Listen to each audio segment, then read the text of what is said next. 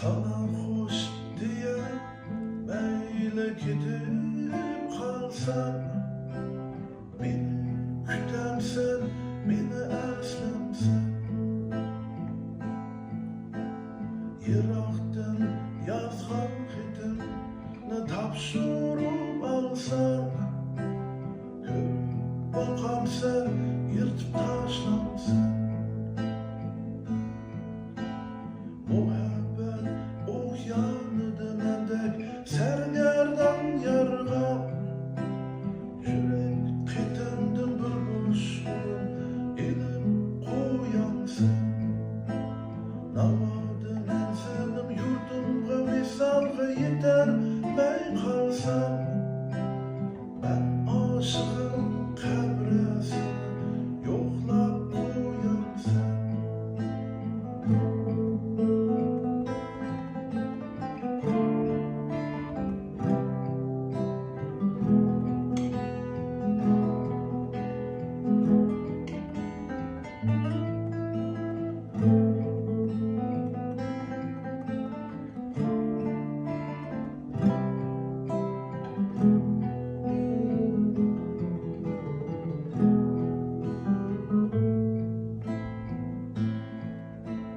Hemmiga ayan bu türkü rehimsiz dünya, şirin sözlüklerden selam gelmeydi baba.